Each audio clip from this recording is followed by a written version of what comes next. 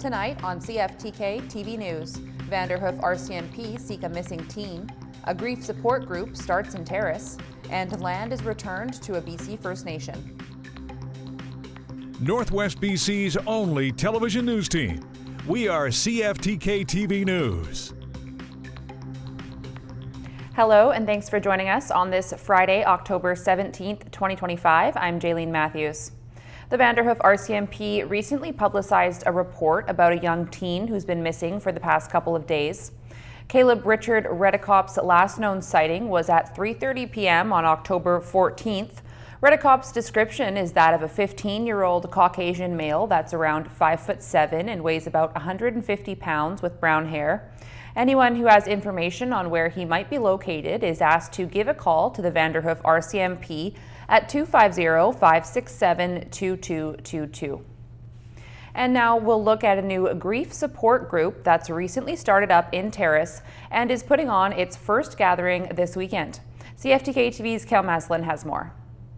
This coming weekend will see a new support group hold its inaugural session in a notable City of Terrace community space. The Birds of Hope is a grief support circle that would be held at the garage, and the origin of the group's name was explained by its founder. Birds of Hope is a name that I came up with after my son passed away last year. I was looking for some insight into how I could support the community, and I had a robin sitting outside of my window who was there for over 2 weeks, and it was the first time that I felt hope in my grief journey. Kaylee Lepisto also talked about how and why she decided to put this group together as well. I saw a need in the community that we didn't have, so there's not a lot of current support systems out there for people who are suffering through grief, and I put together a circle with a friend of mine, my business partner, and we decided to make it a little bit more of a community-based group. The first gathering of the support group will begin at 7 p.m. this Sunday, and they will run sessions every Sunday in the same place from this point onward. Lepisto hopes that people will come to share their own stories of loss and grief, find some comfort in knowing that they're not alone, and then start to take the steps towards healing. More information on what's happening with the group can be found on their Facebook page. For CFTK TV News, I'm Kel Maslin.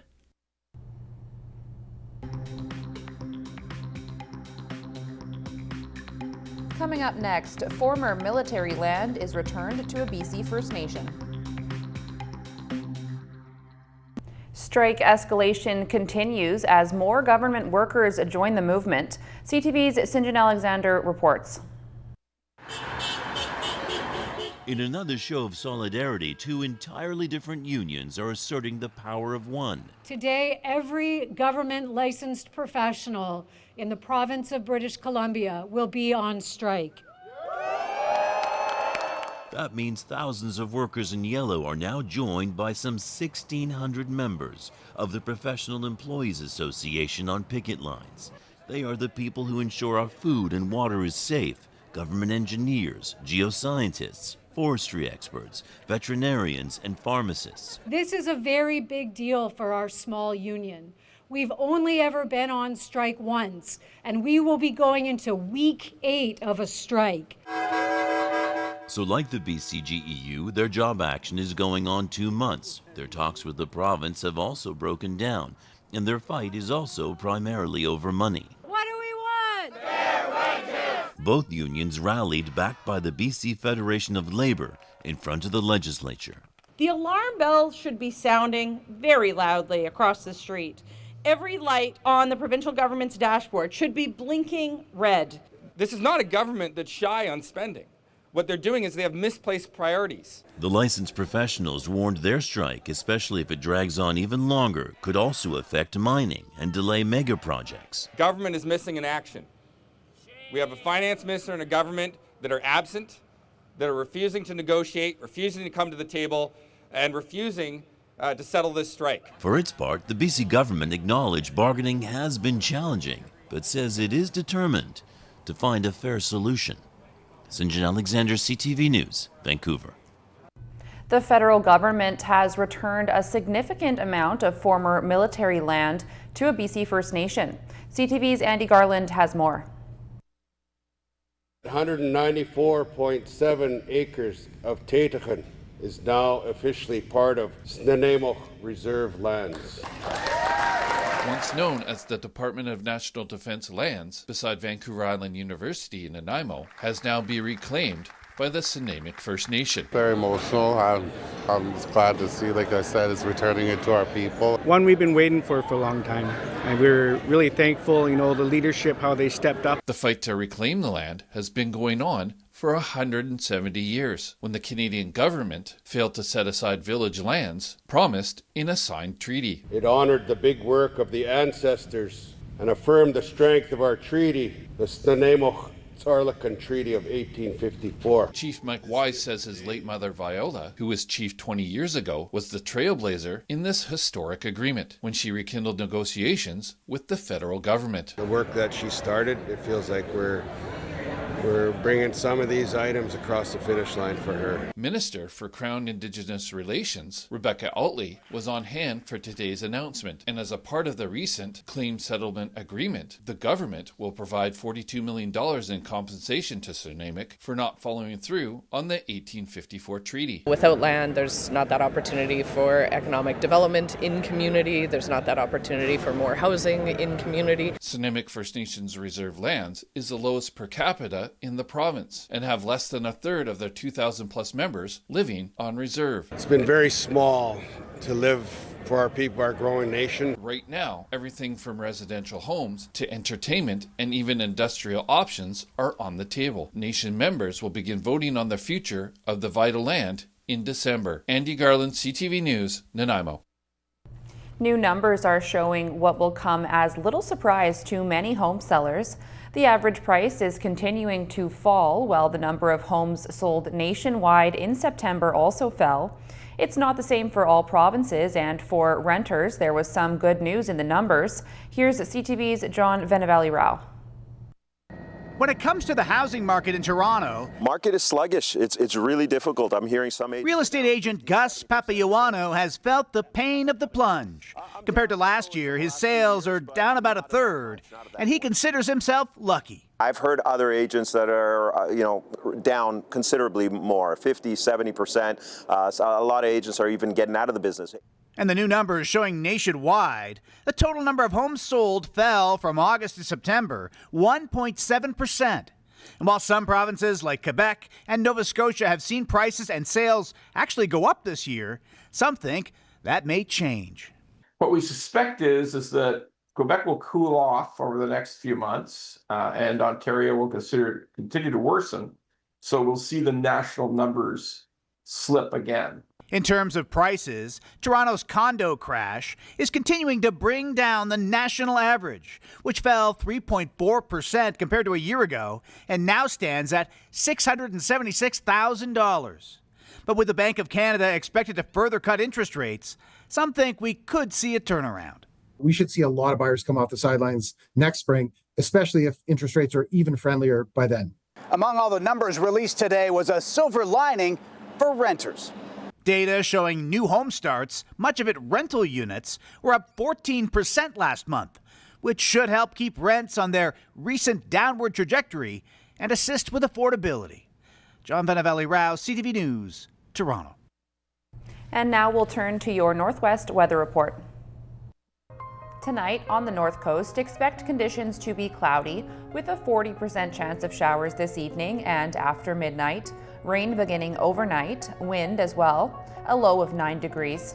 Over the next few days on the North Coast, expect rain and showers to continue, likely a fair bit of wind tomorrow as well. Daily highs pretty steady around 10 degrees, overnight lows from 7 to 10 degrees. Tonight in the Terrace-Kitimat area, it's looking cloudy with a 60% chance of showers this evening and after midnight. Rain beginning overnight. Winds from the south at 20 kilometers an hour, gusting to 40, a low of 6 degrees. Over the next few days in the Terrace-Kitimat area, it's looking like it'll stay pretty wet. Daily highs from 6 to 8 degrees, overnight lows between 3 and 5 degrees.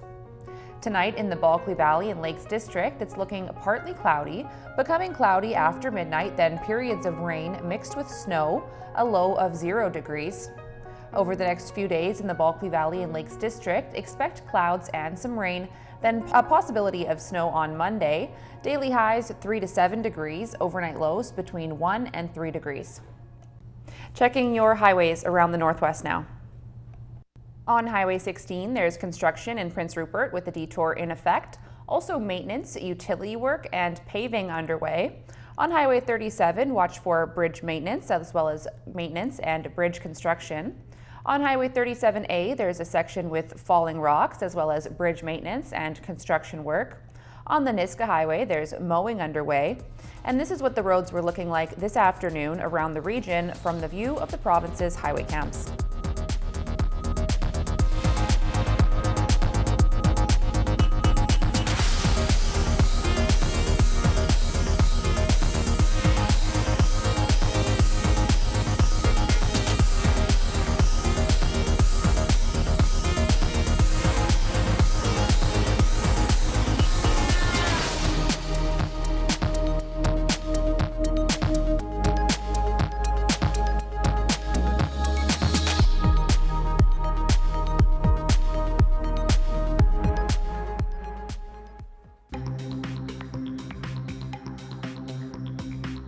Still to come, escalating extortion in Surrey.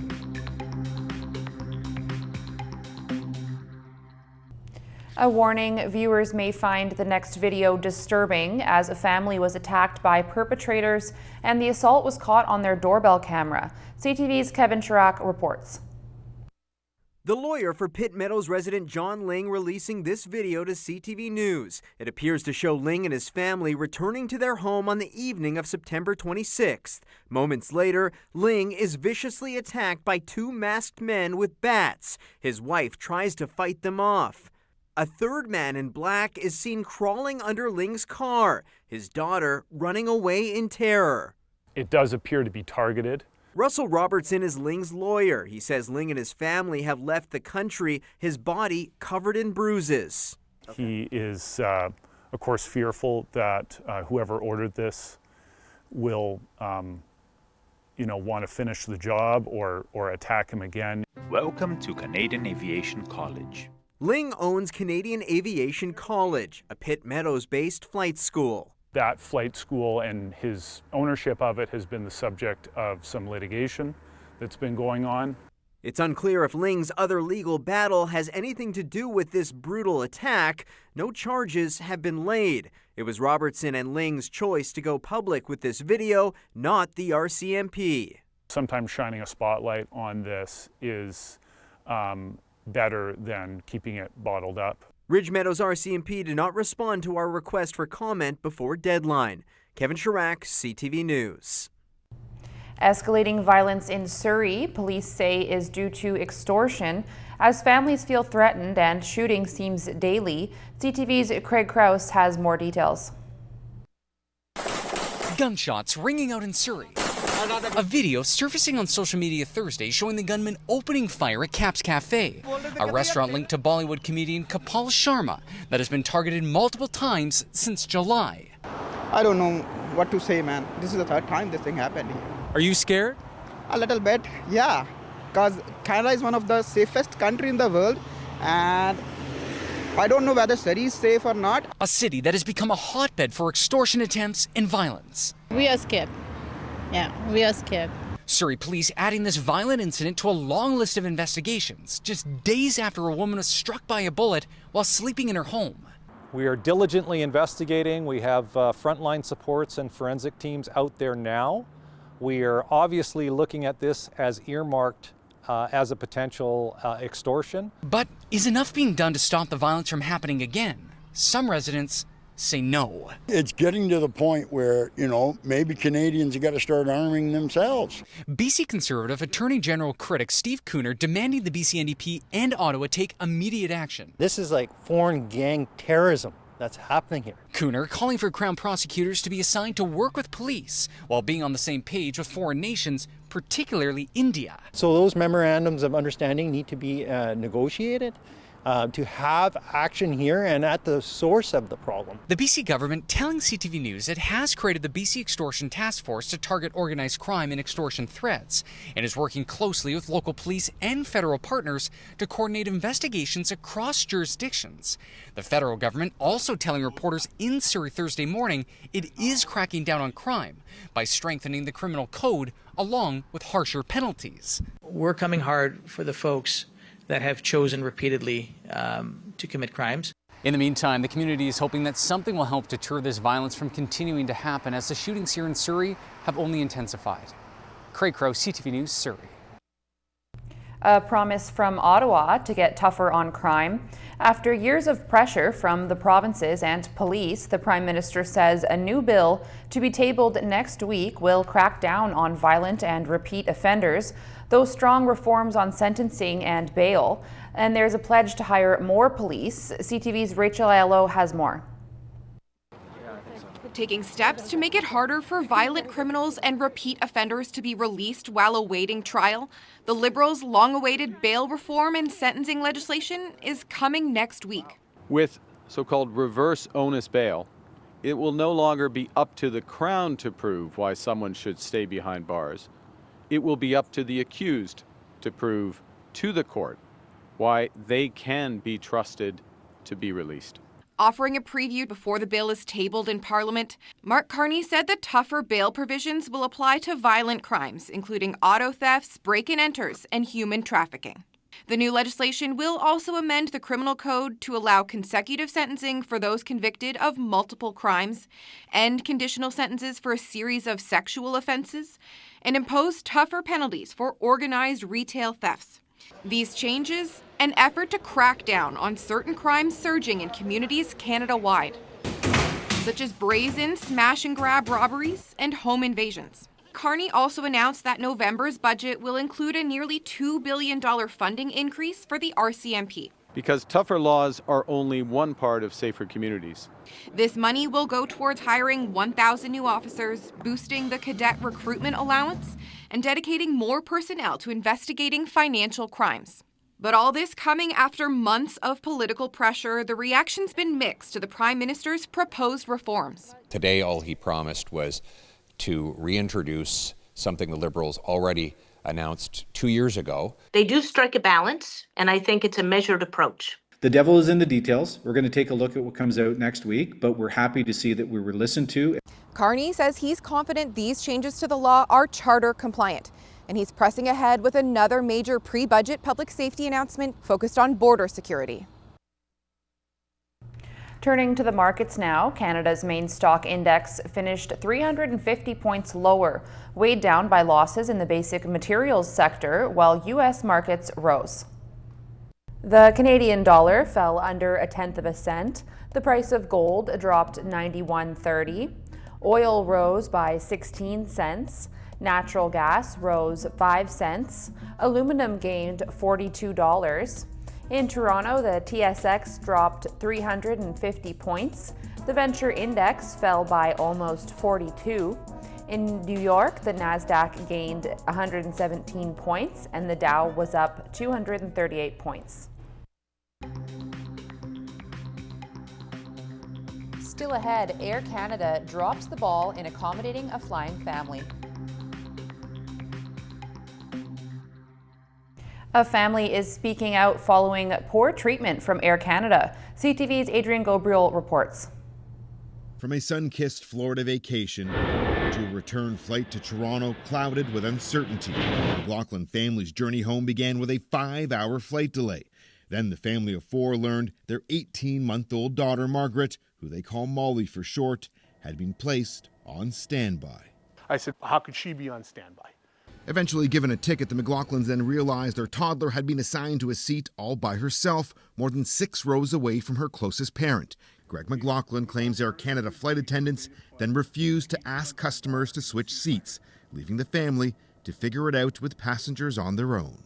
You are a very large company that operates airplanes. You should know that children are on the plane, and you should make sure that they are safe, full stop.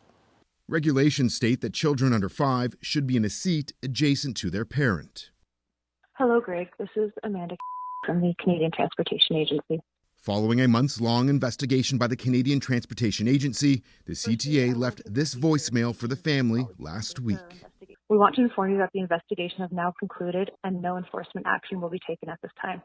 I don't know why the Canadian taxpayer is paying for that agency. I'm not sure who they're protecting. The maximum fine Air Canada could have received is $25,000. Consumer advocates believe the lack of action highlights a systemic issue. The Canadian Transportation Agency and the government are serving the airline's private, financial, corporate interests instead of the public interest of passengers. In an email, the CTA say their investigation found that the infant was seated with her family for flight AC 1659 and that no infraction to the regulations was found. According to her father, the only reason Molly ended up seated with her family was because her parents and passengers fixed the issue, while Air Canada staff refused to help. An email from Air Canada in part states that the airline has since taken measures to reinforce compliance through improved seat assignment technology. Air Canada eventually offered the family vouchers for future travel. The McLaughlins have declined. For the family, they say this was never about receiving compensation. They never asked for vouchers. They simply wanted Air Canada to be held accountable. In their case, they believe that's something the Canadian Transportation Agency has failed to do. Adrian Gobro, CTV News, Mississauga, Ontario. Finally tonight, one man's journey back to his roots. Here's CTV's Adam Sawatsky. When he happened upon an online video of his hometown in Italy, Cosimo Dracitano couldn't have been more surprised. I was shocked. I said, that's me. A picture he recalls being taken when he was 4, but had never seen until now. We were the poorest of the poor. Where home was one room shared by 4 people with no electricity or running water. It was not a happy time for me. So Cosimo started escaping through art, painting this now faded ship on his wall that he dreamed of sailing away on, a talent his mom recognized. She took my hands onto her hands and said, you have magic hands, you can do anything. But no one could have imagined how magic until after Cosimo left Italy on this real boat, after he created a better life for his family in Canada, and after he retired from his career repairing generators. 15 years ago, I said, I want to paint again. After decades of nothing, the self-taught artist started painting something every day. This was the first painting I did, and after that I did more than 100. Cosimo begins by spending countless hours studying the work of the masters, from Da Vinci to Van Gogh. I'm fascinated by their works. I just love them. So, driven by the challenge of reproducing them with exacting detail, Cosimo has achieved his artistic goal of being surrounded by their beauty. Well, it's excitement. Nothing else I experience in life. Cosimo is so prolific. His work hangs on every wall of every room in his house, and featured on a few ceilings, too. And I didn't want to part with them. I didn't want to sell them. The humble painter also didn't want to tell anybody about them, until his family and friends finally convinced him to start sharing them with the public. And now Cosimo is opening up his home to visitors, hoping to inspire others. Keep on going, don't give up. I had nothing. And look what I did. As for Cosimo's most recent original painting, inspired by that picture of his younger self he found online, I will say I love you. And he would show him how his magic hands would one day make all his dreams come true. Adam Sawatsky, CTV News. That's our news for now. Thanks for watching.